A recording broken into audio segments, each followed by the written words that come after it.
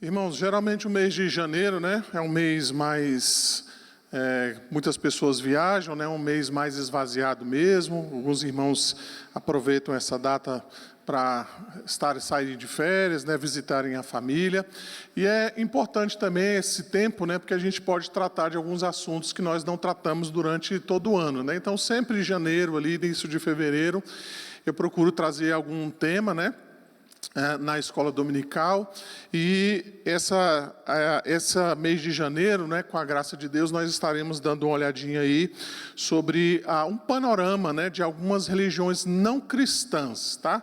Obviamente a gente não vai conseguir falar sobre tudo, né, a respeito de todas as religiões, também essa não é a nossa intenção, mas eu quero separar algumas delas, né, para a gente poder falar nesses domingos aí que se sucedem nesse mês de janeiro, e com a graça de Deus também, o domingo de fevereiro, tá? Então, nosso tema para a escola dominical de férias é esse, né? Há um só Deus. Então, nós vamos falar sobre o panorama das religiões não cristãs, tá? Então, de vez em quando você vai ver eu falando sobre religiões não cristãs ou seitas, na mesma, tá? A intenção aqui é mostrar, então, exatamente alguns panoramas dessas seitas, né, ou dessas religiões não cristãs que a gente vai falar aí durante esse mês de janeiro, tá bom? Vamos fazer mais uma oração, pedindo a graça de Deus sobre nós. Senhor nosso Deus, nós louvamos e bendizemos o Teu santo nome, te damos graças, ó Pai, mais uma vez por estarmos aqui reunidos. Pedimos que a graça do Senhor, ó Deus, seja sobre as nossas vidas e que o Teu Santo Espírito, Senhor, possa falar ao nosso coração. É o que nós te pedimos, em nome de Jesus. Amém. Irmãos, vamos lá. Antes de nós entrarmos aqui no nosso assunto de hoje, eu preciso fazer aqui algumas considerações iniciais para que a gente possa entender o foco, né, e qual é, de fato, os nossos objetivos quando a gente pretende, então, falar sobre esse assunto que eu considero extremamente importante, né, para nós sabermos exatamente onde nós estamos, com o que nós estamos lidando, e para que, de repente, eu e você não sejamos enganados, né, com aquela falsa ideia de que o importante é que a gente tenha boas intenções, tá? Há algumas considerações iniciais, então, eu estou querendo fazer antes de nós adentrarmos nesses assuntos, tá? Veja que, primeiramente, estudar sobre as religiões não cristãs não é um ataque pessoal, tá? A gente não está aqui querendo expor ninguém ou qualquer pessoa, a gente vai tratar de questões estritamente teológicas, doutrinárias, tá? Porque de repente alguém vai dizer, pastor, mas fulano de tal, cicrano, bertano, ele faz isso, faz aquilo, e lá tem isso, tem aquilo. A intenção aqui não é essa, tá? A intenção é, de fato, nós tratarmos das questões do ponto de vista doutrinário, teológico, tá? Para que os irmãos compreendam que, muitas vezes, essas religiões, embora externamente pareçam ser inocentes, né? Parece até que levam as pessoas a uma boa prática, né? Vamos dizer assim, mas, no fundo, a gente vai ver que existem pontos ali doutrinários, pontos que são completamente contrários à palavra de Deus, tá? Então, esse é o segundo ponto aí que eu já mencionei. O foco, então, desses nossos estudos é teológico e doutrinário, daí isso que a gente vai querer fazer, né? E nós vamos focar nisso com a graça de Deus. E também o foco é trazer entendimento, firmeza da fé cristã e um apelo à evangelização, tá? Então, uma vez que eu entendo que essas pessoas estão possivelmente numa religião não cristã, numa seita, a intenção é, então, como é que eu posso ajudar, então, essas pessoas? Como eu posso, então, apresentar o evangelho a elas? Como é que eu posso dizer para elas que, de fato, elas precisam sair dessa falsa religião ou dessa seita, né, que elas estão colocadas aí, tá? Então, dentro disso, né, uma pergunta que a gente precisa mencionar é por que estudar religiões não cristãs? Pelo menos 4 motivos, né? Eu já falei, o primeiro é uma defesa da fé pessoal, a gente vai falar um pouquinho disso mais no final. Um cuidado também com o rebanho de Cristo. A gente vai perceber aqui em algumas ocasiões que existiam, inclusive dentro da igreja cristã, falsas doutrinas. Então, não pense que essa questão das falsas religiões, elas só estão externas à igreja. Não, muitas vezes, dentro da igreja cristã, dentro da igreja chamada de igreja evangélica, você vai ver pessoas defendendo pontos de vistas teológicos, doutrinários, que são completamente contrários à própria fé cristã. O presbítero Eduardo já falou aqui sobre a igreja em Corinto. Tinha um grupo lá na igreja de Corinto, que era uma igreja cristã, que não acreditava na ressurreição dos mortos. Então, só para você ter uma ideia, Mas era uma igreja cristã e lá tinha esse grupo, que tinha essa ideia. Não, mas Jesus não ressuscitou dentre os mortos, a ressurreição não existe. Tá? Então, a gente precisa se atentar para isso aí. Evangelização pessoal, nós já falamos aqui também a respeito disso, tá? E também missões. Uma vez, então, que nós queremos desempenhar um trabalho missionário, certamente nós precisamos compreender exatamente como isso é feito, E também para nós podermos compreender como muitas vezes o missionário, enfrenta oposições de outras religiões quando ele está no campo missionário, tá? Então não pensa que o missionário chega lá, ele é bem-vindo, tem lá um tapete vermelho para ele. Não, muitas vezes ele é de fato uma ameaça para aquele contexto cultural, para aquele contexto religioso, porque ele está levando ali a verdade do Evangelho. E trazer a verdade do Evangelho, muitas vezes, vai implicar em uma mudança, uma prática nova, que muitas vezes vai acabar destruindo aquela cultura, no sentido de aquela cultura pecaminosa, aquele vício pecaminoso que muitas vezes aquela cultura tem. Tá bom? Vamos lá. Além disso, então, nós precisamos definir o que é uma seita, ou o que é uma religião não cristã. Por que a gente chama de seita, ou por que a gente chama de religião não cristã? Algumas definições, então, nos ajudam a entender o que é, de fato, então, uma religião não cristã ou uma seita. Os irmãos podem me ajudar lendo lá, por favor? Vamos lá? Seita.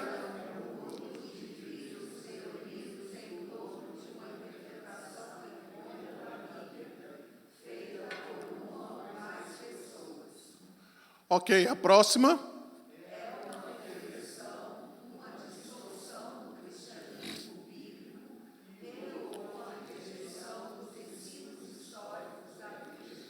Ok, tá? A gente vai ver isso no decorrer quando a gente for lidando aí com algumas dessas seitas, religiões não cristãs ou seitas, tá? O reverendo Tácito Gama, que é um pastor da nossa denominação, ele então traz essa definição maior aí do que seria uma seita, uma religião não cristã. Os irmãos podem, por gentileza, ler para mim, por favor?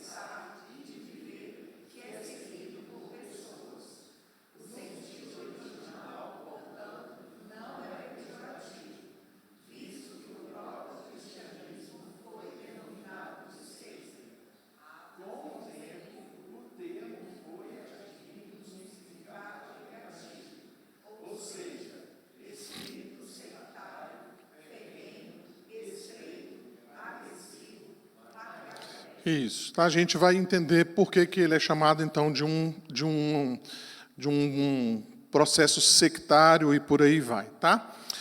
Além disso, então, a gente precisa se perguntar o que caracteriza uma seita ou uma religião não cristã, tá?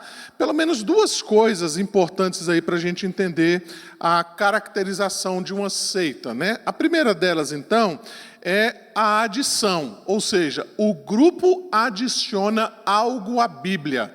Sua fonte de autoridade não leva em consideração somente a Bíblia, tá?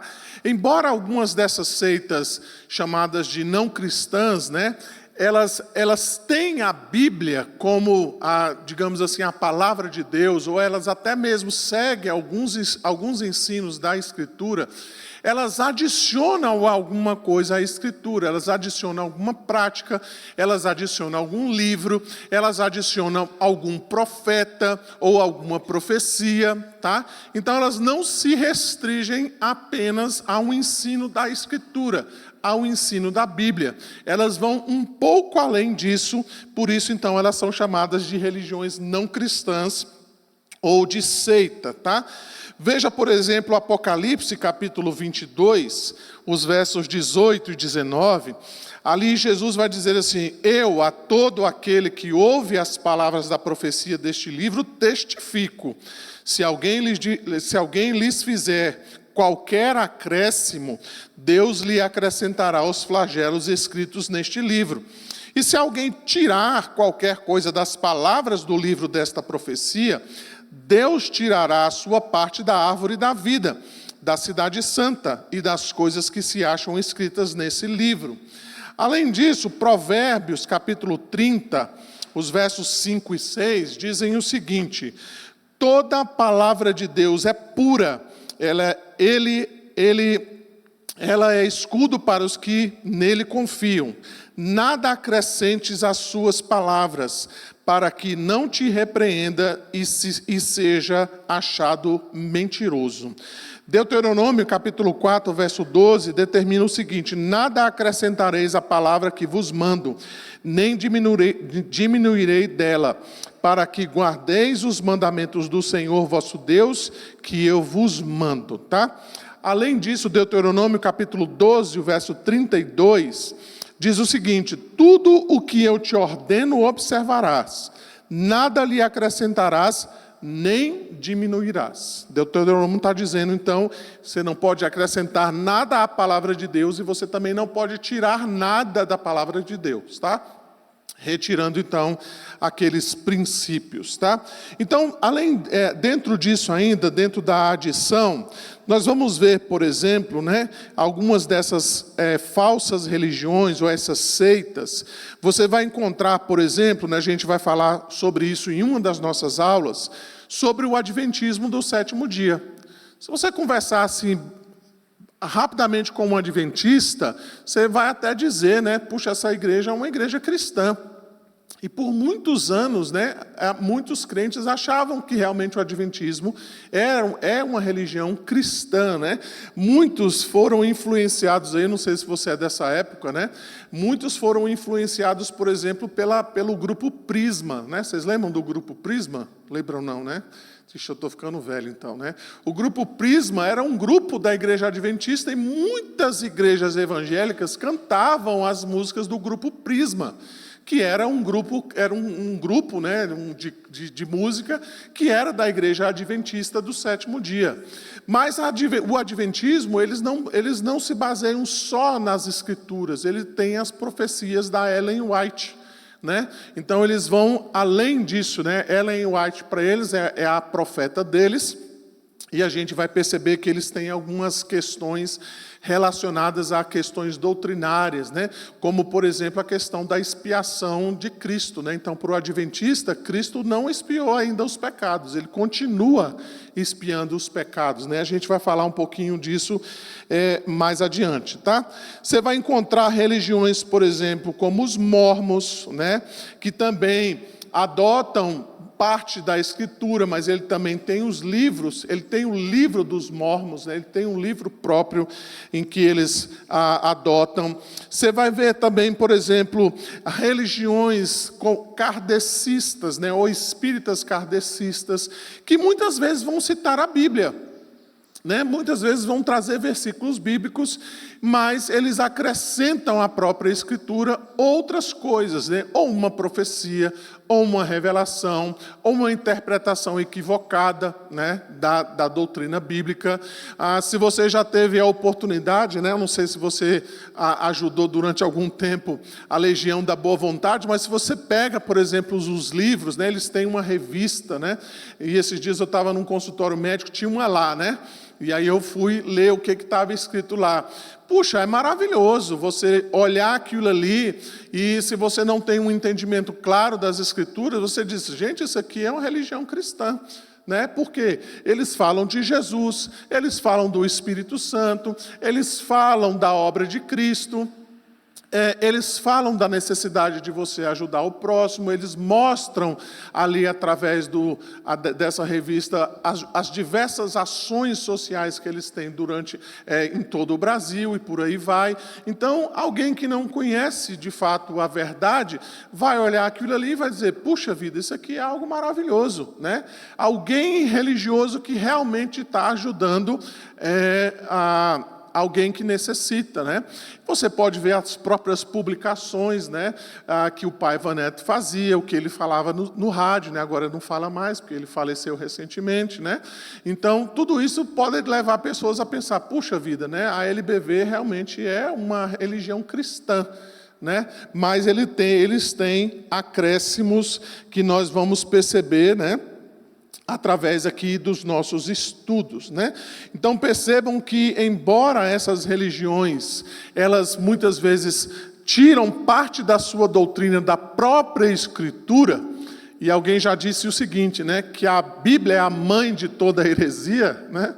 Mas porque de verdade porque muitas vezes você vai ver religiões que eles vão citar versículos bíblicos, e eles vão dizer, olha, o versículo bíblico aqui, olha, a passagem bíblica aqui, olha, você tem que seguir, porque aqui está dizendo isso, não é?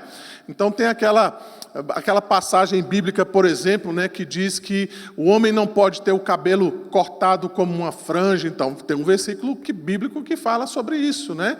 Então você vai encontrar diversas interpretações e diversas religiões que nasceram a partir da interpretação de um versículo da Bíblia. Mas muitas vezes essa religião acaba então acrescentando às suas doutrinas algum tipo de profecia ou algum tipo de ensino do seu principal profeta que elas têm por aí, tá bom? A adição, mas também tem a subtração, ou seja, o grupo, né, a seita, ela subtrai algo da Bíblia ou da pessoa de Cristo, tá? Então veja que muitas vezes você vai encontrar isso em diversas religiões não cristãs. Você encontra, por exemplo, nas religiões hinduístas, né? Nas religiões orientais, você vai ver constantemente, né, uma negativa sobre a pessoa de Cristo. Embora eles acreditam que Cristo é um profeta, eles nunca vão dizer que Cristo é Deus. Não, Deus ele não é. Né? Ele não pode ser considerado, então, como um Deus como a gente considera Deus mesmo, né? O Pai como Deus. Então, eles subtraem essa doutrina, né? Eles tiram isso daí. Você vai encontrar algumas religiões, né, que vão dizer, tudo bem, a Bíblia tem muitos ensinos importantes, ela tem muitos ensinos a respeito de Jesus, mas ela não é a palavra de Deus. Ela contém a palavra de Deus, mas ela não é a palavra de Deus. Ela tem muitos ensinos importantes, mas ela não é a única fonte de autoridade que uma pessoa deve ter, se de fato ela quer seguir a religião de maneira correta, né? Daí muitas dessas religiões, irmãos, adotarem profecias, né?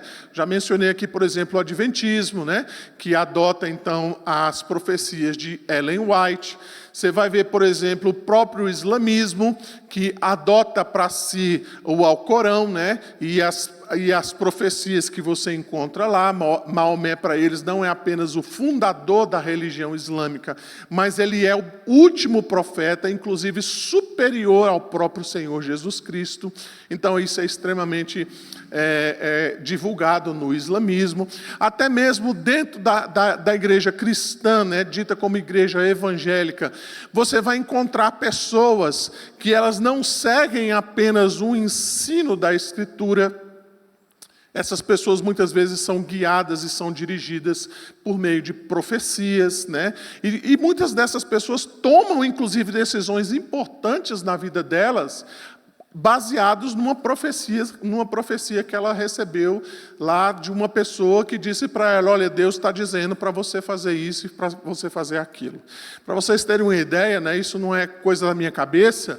Eu soube um tempo atrás de uma pessoa que recebeu uma profecia, e a profecia era o seguinte: olha, Deus está dizendo que esse marido que você está casado não é o marido que Deus tem para você. Então, separa desse camarada, separa dele, e você vai casar com esse outro aqui, que Deus está mandando você separar desse e casar com esse, tá? E a pessoa fez exatamente isso. Ela separou daquele marido dela, que era crente, era da igreja, e casou com a pessoa que Deus estava mandando ela casar. Pasmem, o indivíduo que Deus estava mandando ela casar não era crente. Então, ela separou de um crente para casar com um descrente. Adivinha o que aconteceu?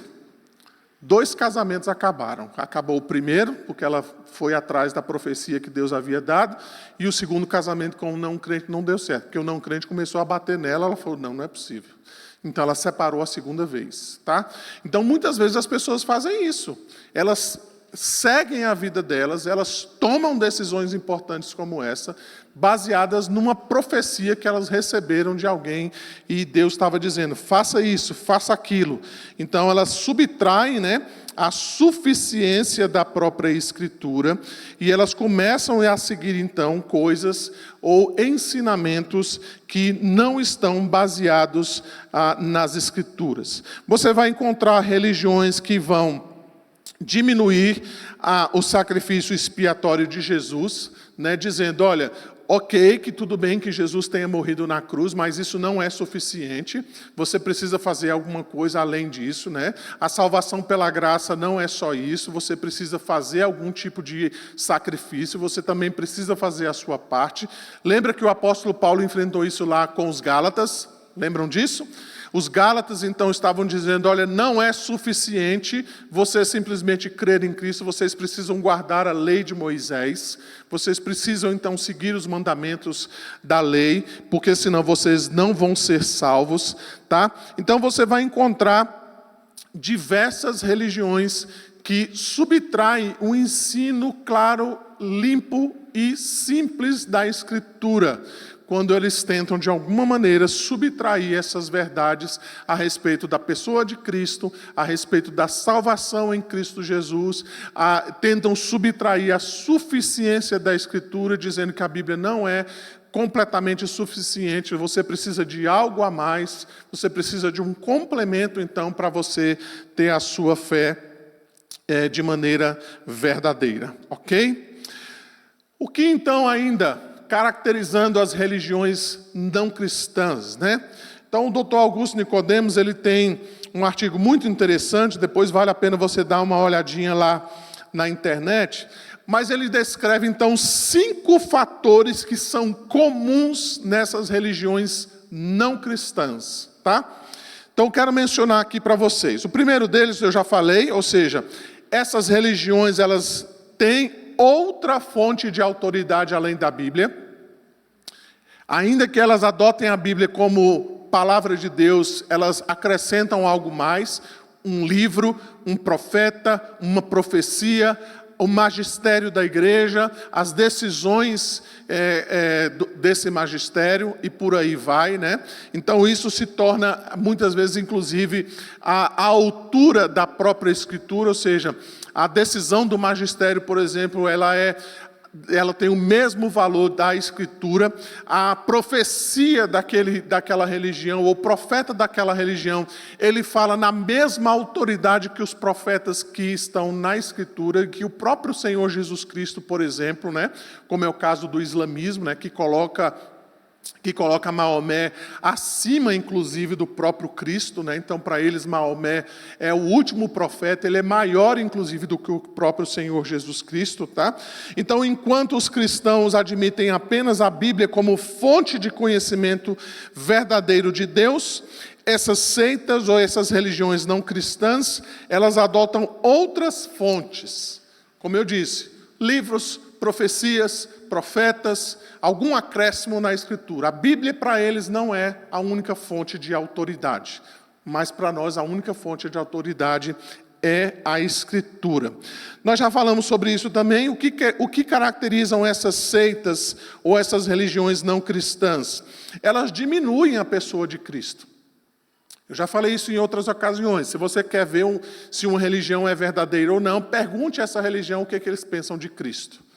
Vá para um kardecista e pergunte, olha, você acredita que Jesus Cristo é o Filho de Deus, ele é Deus 100% e que o sacrifício dele é suficiente? Ele vai dizer, não, o sacrifício dele não é suficiente, você tem que fazer também as boas obras.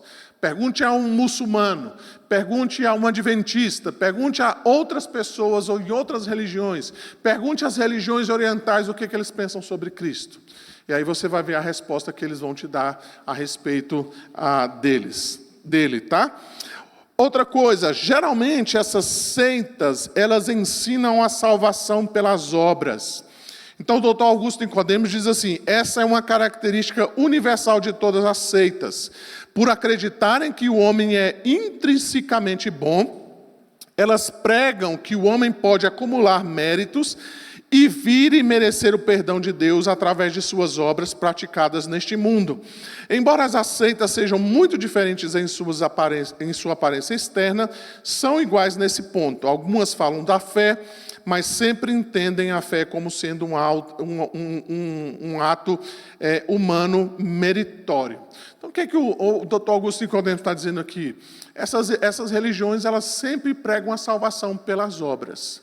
Vejam, irmãos, nós também precisamos praticar boas obras. O cristão precisa praticar boas obras. Mas nós entendemos que as boas obras, elas são reflexo, elas são resultado, elas são os frutos esperados da nossa salvação em Cristo Jesus. As nossas obras nunca podem ser colocadas no patamar de salvação. Ninguém é salvo por obras, tá? A única coisa que nos salva, a única pessoa, melhor dizendo, que pode nos salvar é o Senhor Jesus Cristo, tá? Embora as obras façam parte da nossa fé cristã, embora as obras sejam necessárias no sentido de que é o que se espera do verdadeiro cristão, não é este o motivo pelo qual nós somos salvos, tá? O que nos salva é unicamente, exclusivamente, a pessoa e a obra de Cristo. Tá? Essas seitas ou essas religiões não cristãs, elas não pensam dessa maneira. Elas acham que a salvação é algo que você faz para que você então possa, de alguma maneira, adquirir a salvação. Eu e você já pensamos assim. Lembra da balança, né? A gente põe assim as nossas obras, as coisas boas e as coisas ruins, né? Então a gente nasce com esse pensamento, né? De que você precisa fazer coisas boas para compensar as coisas ruins, né? Que você e eu fazemos, né? Muitas vezes a gente pensa no cristianismo desse jeito, né? A gente pensa assim, puxa, eu sou uma pessoa tão má, eu preciso ir para a igreja para compensar, né? Para eu ir lá, para Deus não ser tão severo comigo, né? Então, muitas vezes a gente faz isso, até com as crianças, né? Nós fazemos isso, né? Nós criamos uma mentalidade de merecimento. Olha, faça o que é bom que você vai ser recompensado. Não é assim que a gente faz com os nossos filhos muitas vezes? Né? Faça o bem que você vai receber o bem. Ou seja, você vai receber a recompensa devida. Então, nós criamos, no sentido de nós, eu falo, a humanidade tem essa ideia, né, de que tudo acontece por merecimento. E, obviamente, a salvação, dentro dessa perspectiva, ela caminha exatamente nesse sentido, né? Essas seitas ou religiões não cristãs, elas acreditam que a salvação é possível por meio das obras. Então, se você fizer boa obra, Deus vai salvar você, tá? Além disso, então, nós podemos mencionar que essas seitas ou essas religiões não cristãs, elas são exclusivistas no que diz respeito à salvação.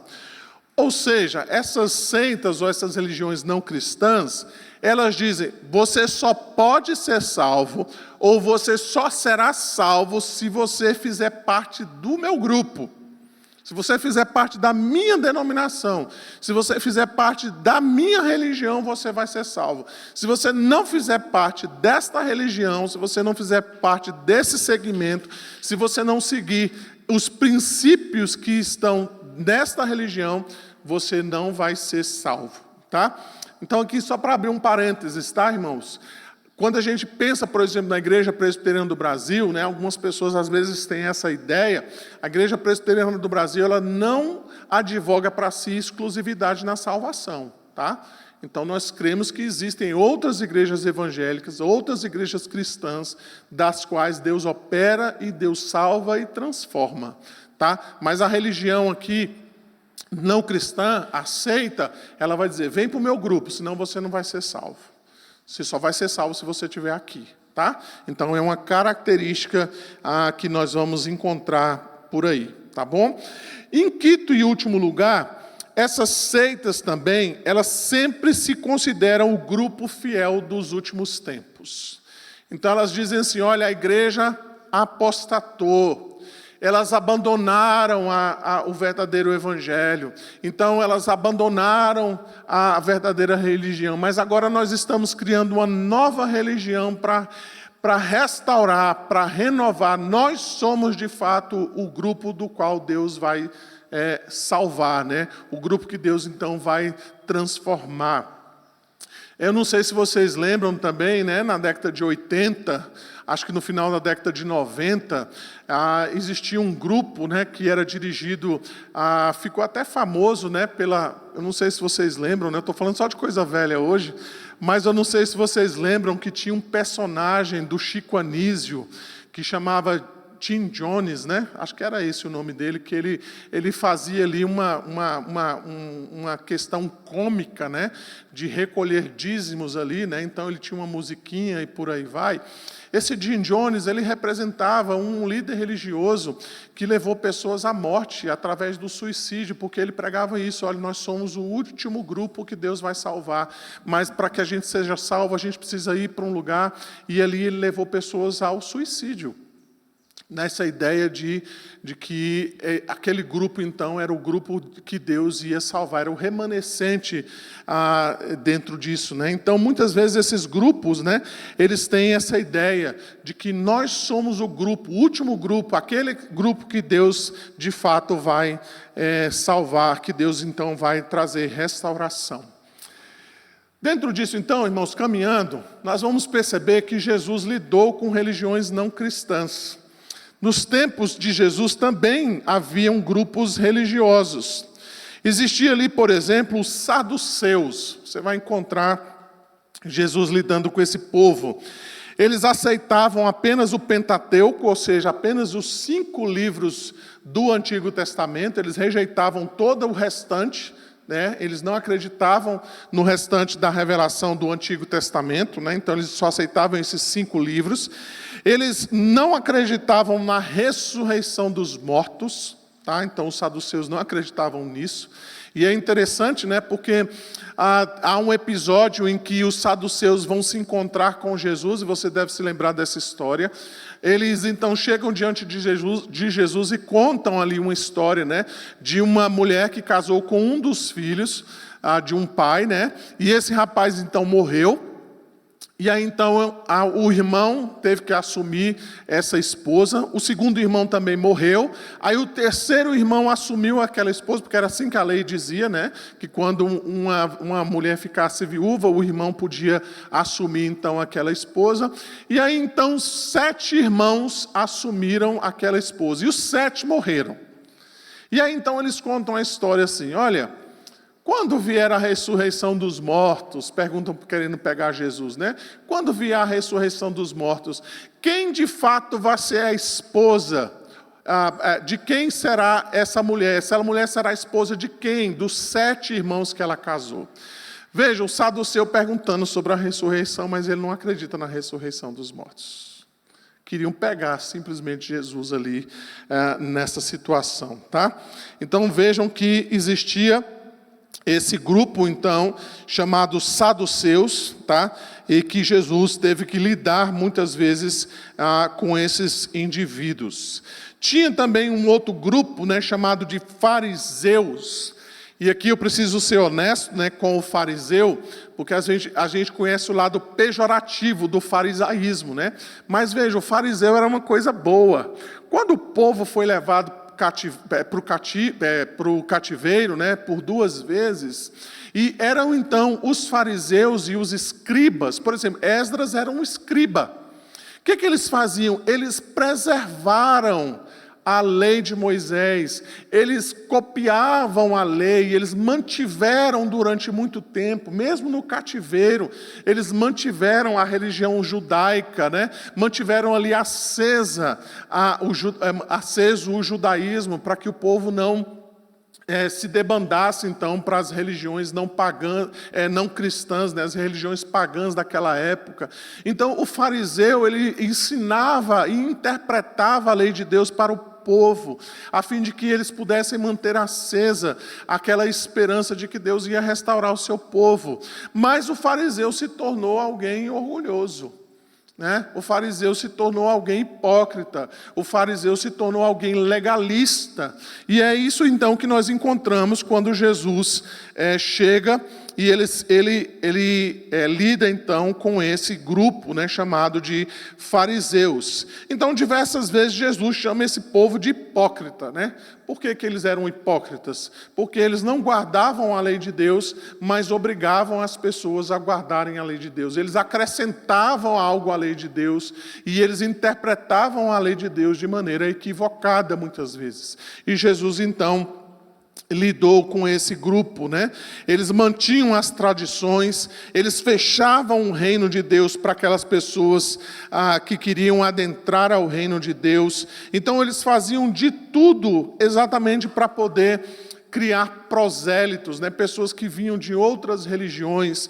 Jesus chamou esse povo aí de raça de víboras, dizendo que eles não poderiam então escapar da condenação de Deus, exatamente porque eles eram extremamente legalistas, eles eram orgulhosos, eles interpretavam a lei de Deus de maneira equivocada, eles acrescentavam regramentos, mandamentos, além daquilo que a própria palavra de Deus prescrevia, e isso tudo então afastava as pessoas da verdadeira religião. Eles transformaram o templo de Deus numa casa de comércio. E por que não dizer, né?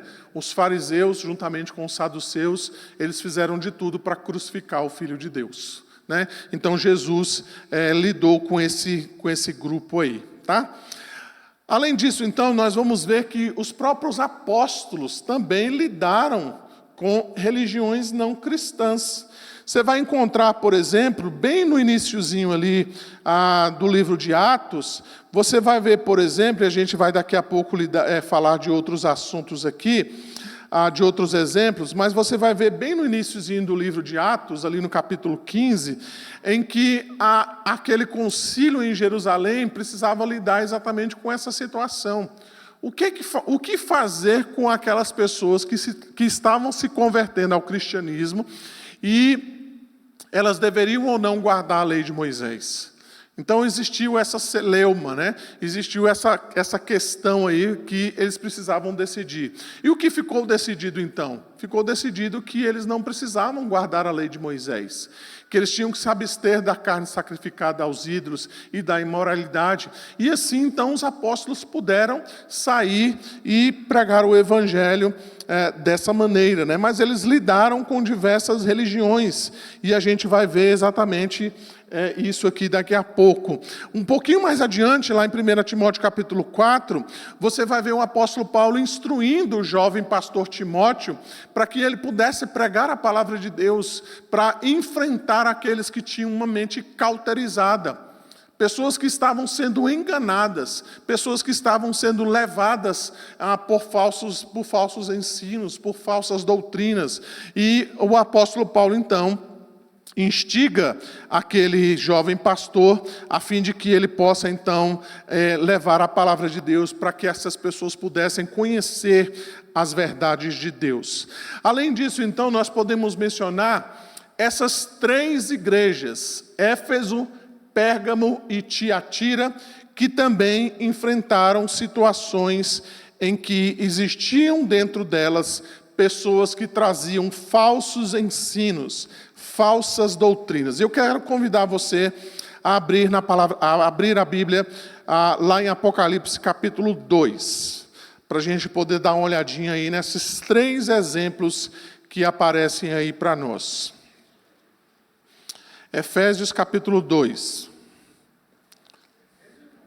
Desculpa, Apocalipse. Efésios é o nome da igreja.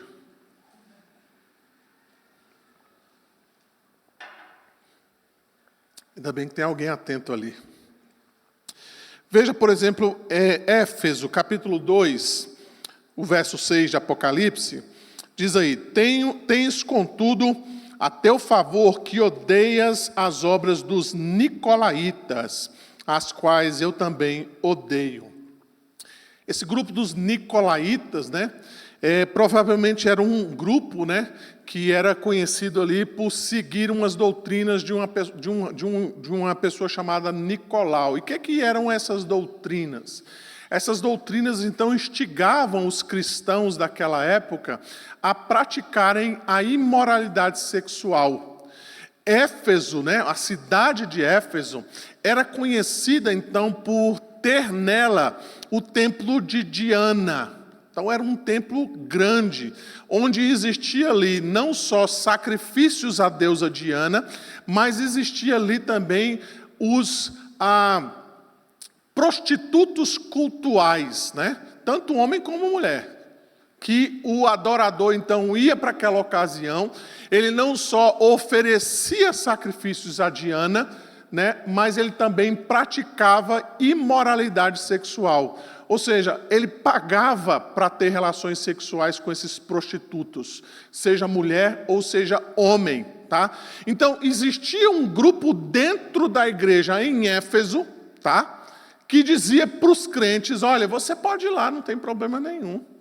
Você é crente, você crê em Jesus, mas você também pode ir lá no templo de Diana. É importante você cultuar também e oferecer sacrifícios àquela deusa, porque é essa deusa que protege a nossa cidade. Ela é a padroeira de Éfeso. Então é importante que você então participe e que você faça sacrifícios. E quem sabe você pode até mesmo continuar ali tendo essa prática imoral, né, juntamente ali com os outros adoradores. Então existia esse grupo, né, dentro da igreja. E Jesus, então, ele elogia aqueles irmãos em Éfeso, exatamente porque eles resistiram a esse ensino falso dos nicolaítas. Vamos dar uma olhadinha um pouquinho mais adiante, lá no capítulo 2, os versos 14 e 15, agora Jesus, então, se dirigindo à igreja em Pérgamo, tá? Tenho, todavia, contra ti algumas coisas, pois que tens aí os que sustentam a doutrina de Balaão, o qual ensinava a Balaque a armar ciladas diante dos filhos de Israel para comerem coisas sacrificadas aos ídolos e praticarem a prostituição. Outro sim, também tu tens os que da mesma forma sustentam a doutrina dos nicolaítas. Veja então que no capítulo 2, os versos 14 e 15, no verso 14, Jesus diz assim, olha, pois que tens aí, dizendo, tem no meio de vocês essas pessoas que sustentam a doutrina de Balaão. E vocês conhecem a história, né? Em que aquele falso profeta foi contratado para rogar praga contra o povo de Deus. Lembra da jumenta de Balaão? Acho que de Balaão você não lembra, né? Mas da jumenta você deve lembrar, né? Lembra então que ele foi contratado para jogar praga, né? Para rogar maldição sobre o povo de Deus. E aí então o que acontecia? Ele dizia: eu não posso amaldiçoar a quem Deus abençoou, não tem como. Né? E aí vocês conhecem a história, né, que a própria jumenta falou diante dele, né? E aí nós conhecemos bem a história de que aquele profeta, aquele falso profeta, ele não pôde amaldiçoar o povo de Deus. Então o que Baraque fez? Como é que eu vou obter vitória então sobre esse povo? Se esse povo é abençoado, se a presença de Deus está no meio deles, como é que eu vou então vencê-los? Porque se Deus estiver com eles, não tem como a gente vencer. Aí qual foi o conselho de Balaão? Qual é o conselho de Balaão aqui? O conselho de Balaão é: faz esse povo pecar. Porque se esse povo pecar, Deus vai se voltar contra eles e Deus vai entregar esse povo nas tuas mãos. E é exatamente isso aqui, então, a doutrina de Balaão. Leve o povo à imoralidade, que aí então Deus vai se afastar desse povo e esse povo então vai se tornar uma presa fácil nas mãos dos seus inimigos. O próprio Deus vai entregar esse povo na mão de vocês.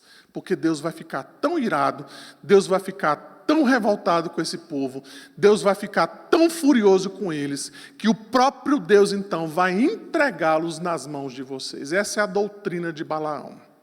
E existia no meio da igreja de Pérgamo um grupo que estava ensinando exatamente isso, ao povo praticar a imoralidade, para que esse povo então pudesse pecar com o seu corpo, né? Levando então, como diz aí, né, a sacrificar aos ídolos e também a praticarem a prostituição, dentro de uma igreja cristã. Nós não estamos falando aqui do mundo, viu, gente? Até agora. É aqui dentro da igreja cristã. Por isso, então, a importância de nós pensarmos a respeito disso. Veja, então, capítulo 2, o verso de número 20, quando a gente fala, então, da igreja de Tiatira. Tenho, porém, contra ti o tolerares que essa mulher, Jezabel, que a si mesma se declara profetiza, não somente ensine, mas ainda seduza os meus servos a praticarem a prostituição e a comerem coisas sacrificadas aos ídolos. Aqui, então, obviamente o nome dessa mulher não era Jezabel, mas Jesus usa esse codinome para dar a essa mulher, mas nós conhecemos a história de Jezabel.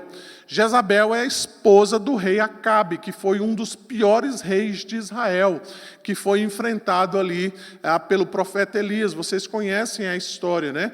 Em que Elias enfrentou aqueles 450 profetas de Baal. E Acabe, né, ele levava exatamente o povo de Israel à idolatria, à prostituição, à imoralidade, em que Acabe, então, não prestava culto a Deus, mas prestava culto a Baal, né? E levava também o povo de Deus a praticar a imoralidade, a idolatria, a prostituição.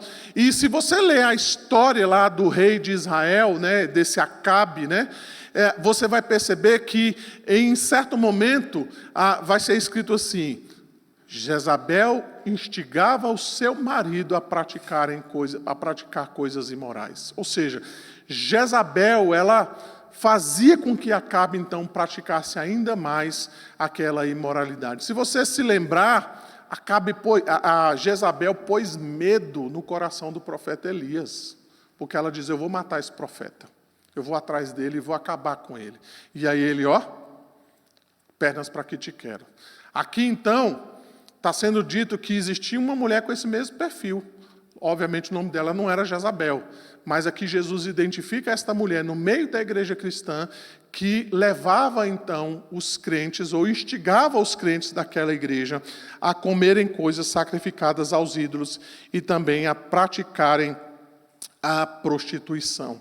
Então notem, irmãos, que mesmo a igreja cristã, ela enfrentou dentro dela esse tipo de situação. Ela enfrentou dentro dela essas falsas doutrinas, esses falsos ensinos.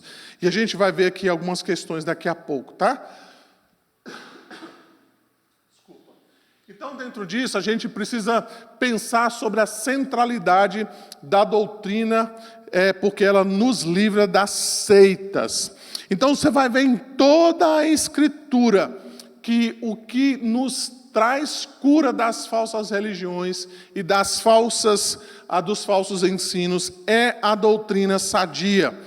Veja, por exemplo, Atos 2,42, o texto que nós conhecemos bem, e perseveravam na doutrina dos apóstolos, na comunhão, no partir do pão e das orações.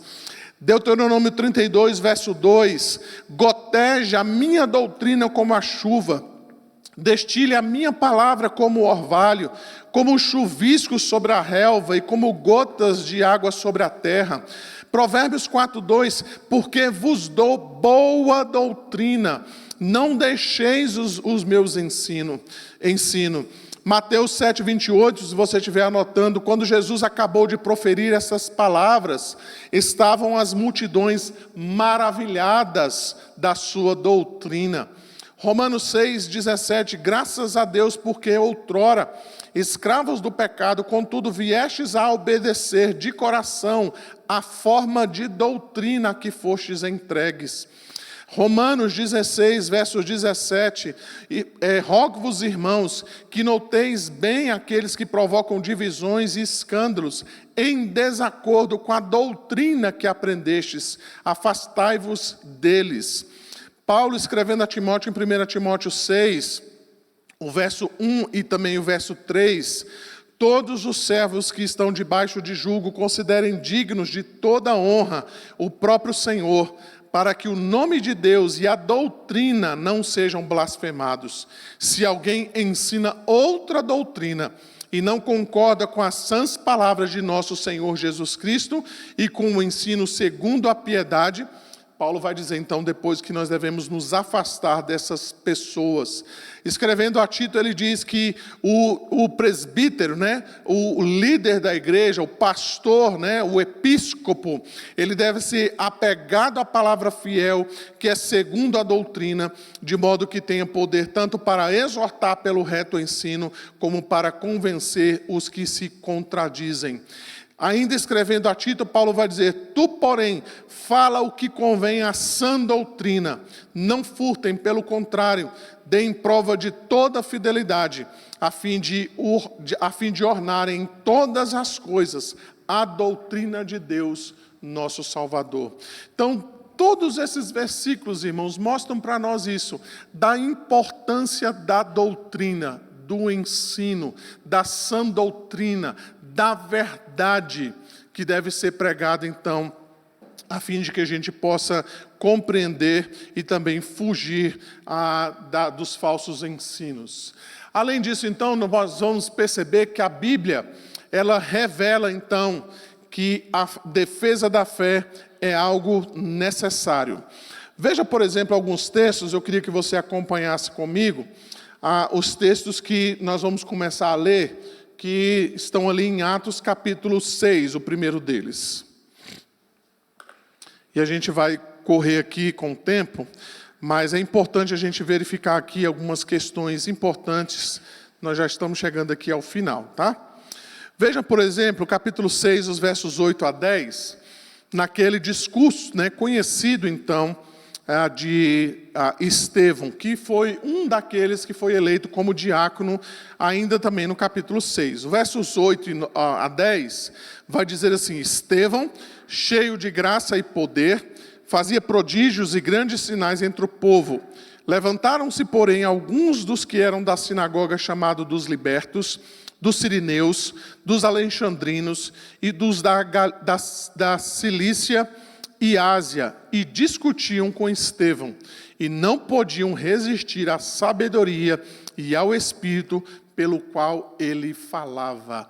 E depois você vai ver no decorrer, esse discurso de Estevão vai até lá no capítulo 7, o verso 51, que acaba então com um apedrejamento de Estevão, e você vai ver então que Estevão vai discorrer sobre a história do povo de Deus, e no final ele vai dizer, vocês estão como os pais de vocês do passado, vocês estão resistindo ao Espírito Santo de Deus, ou seja, vocês estão resistindo à doutrina, Mas Estevão não se calou diante dessa situação. Se você caminhar um pouquinho mais aí adiante, no capítulo 18, você vai encontrar ali, todos os sábados discorria na sinagoga, persuadindo tanto judeus como gregos. Ainda no capítulo 18, os versos 27 e 28, nós vamos encontrar assim: querendo ele percorrer a Acaia, animaram os irmãos e escreveram aos discípulos para o receberem. Tendo chegado, auxiliou muito aqueles que, mediante a graça, haviam crido, porque com grande poder convencia publicamente os judeus, provando por meio das Escrituras que o Cristo é Jesus. Então você vai ver no livro de Atos, muitas vezes o apóstolo Paulo ele tinha que debater, ele tinha que persuadir, ele tinha que discutir com os judeus para que eles pudessem ser convencidos a respeito do Evangelho. Caminhe mais um pouquinho aí, no capítulo 19, nós vamos encontrar também essa menção a respeito do apóstolo Paulo, quando diz aí nos versos 8 a 10, durante 3 meses Paulo frequentou a sinagoga, onde falava ousadamente, dissertando e persuadindo com respeito ao reino de Deus, visto que alguns deles se mostravam empedernidos e descrentes, falando mal do caminho diante da multidão. Paulo, apartando-se deles, separou os discípulos, passando a discorrer diariamente na escola de Tirano. Durou isto por espaço de 2 anos, dando ensejo a que todos os habitantes da Ásia ouvissem a palavra do Senhor, tanto judeus como gregos.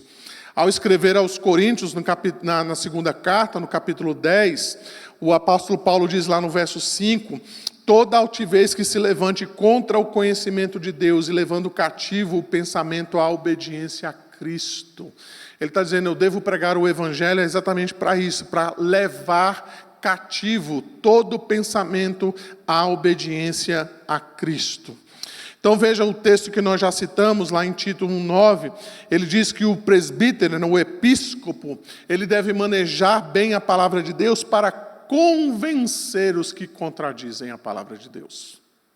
Ou seja, a ideia aqui é de um embate no sentido de um embate de apologética, dizer, olha, isso que você está defendendo é errado por causa disso, disso e disso. Olha, veja o que a Escritura fala a respeito desse assunto.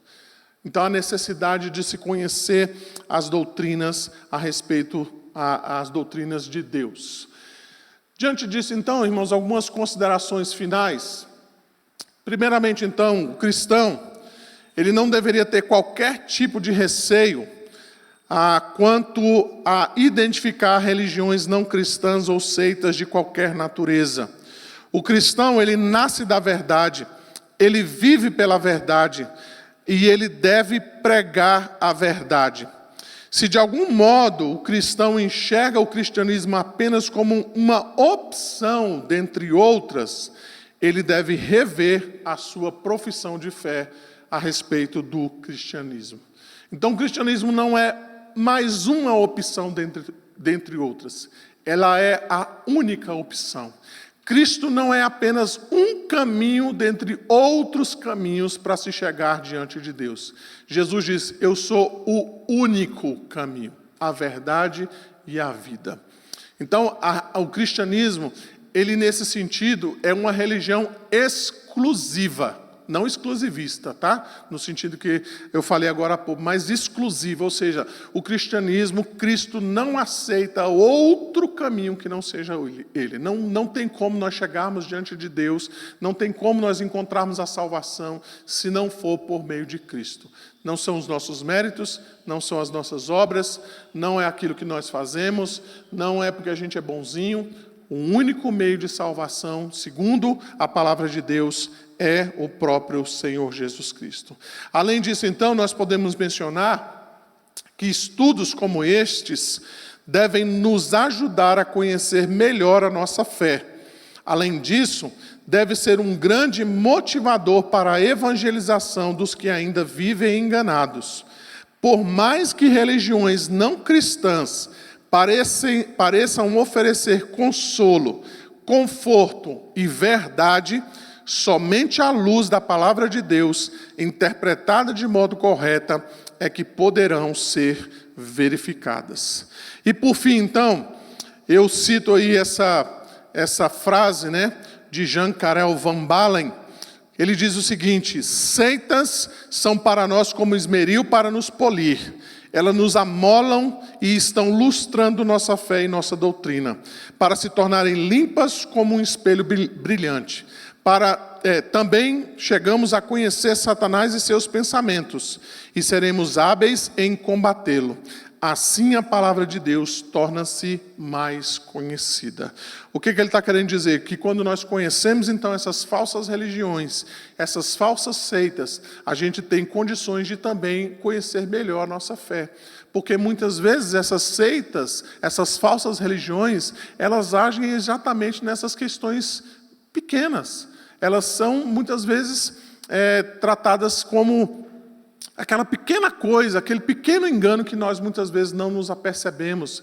E às vezes a gente acha até que realmente é isso mesmo, né? Eu acho que isso aí não é tão grave assim, quando na verdade é algo contrário à própria palavra de Deus. Então, quando nós nos propomos a estudar esse tema, certamente nós vamos aprimorar a nossa fé no Senhor Jesus Cristo e nas doutrinas cristãs.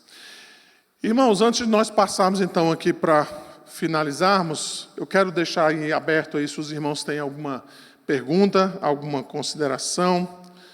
O Alexandre aqui, o Lucas, ele quer perguntar ou quer falar?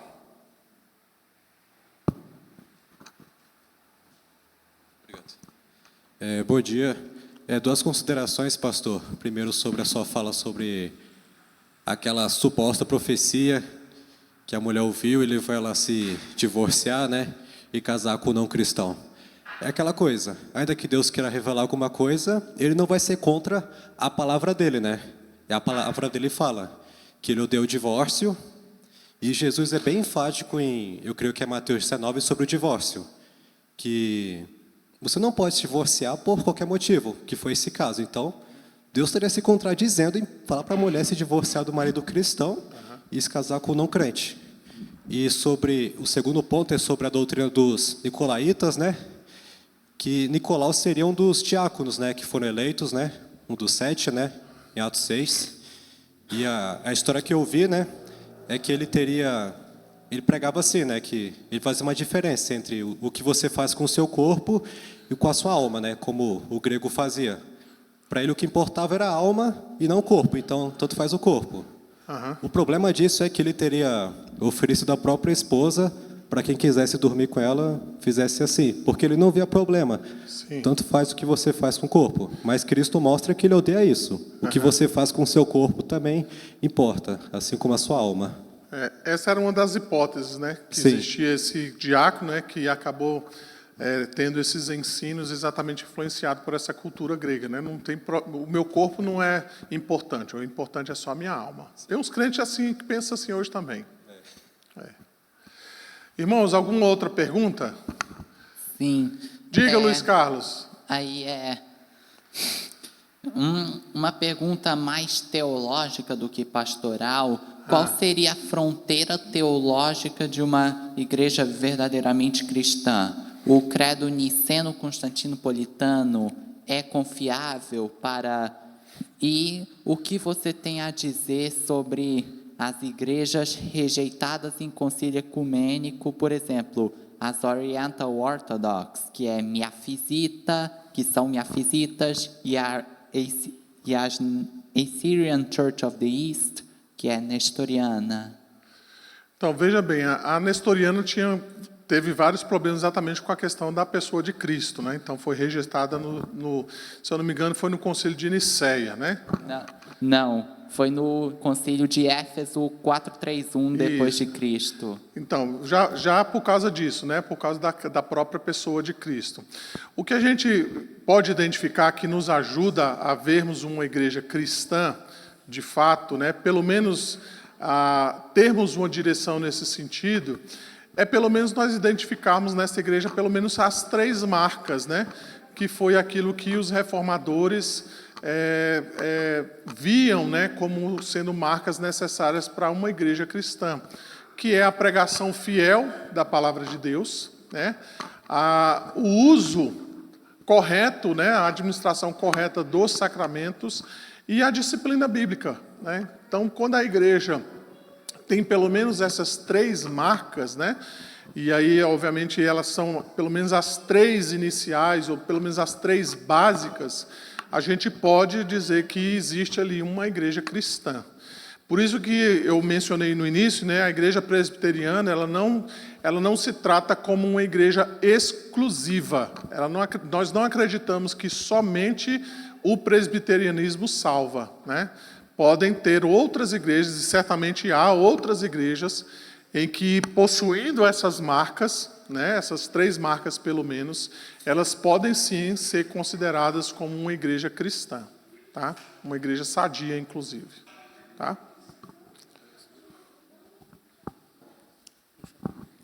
Irmãos, alguma outra pergunta? Alguma outra consideração final? Sim, Paulo. Bom dia. Pastor, a Igreja Católica, o senhor não citou ela, mas ela se considera uma igreja cristã. Uhum. Mas, por esse ponto de vista que o senhor apresentou hoje, a Igreja Católica não é uma igreja cristã, né? Nós vamos chegar lá. Talvez daqui 2 domingos a gente fale exatamente sobre isso, tá? Talvez um domingo a gente consiga, talvez 2 domingos, exatamente porque alguns acreditam isso, né? Que a Igreja Católica, ela é uma igreja cristã, quando na verdade ela não é, tá? A gente vai falar sobre isso teologicamente. Por isso que a gente vai dar foco na doutrina, tá? Na teologia, tá? Essa é a minha preocupação. Irmãos, mais alguma outra consideração? Não?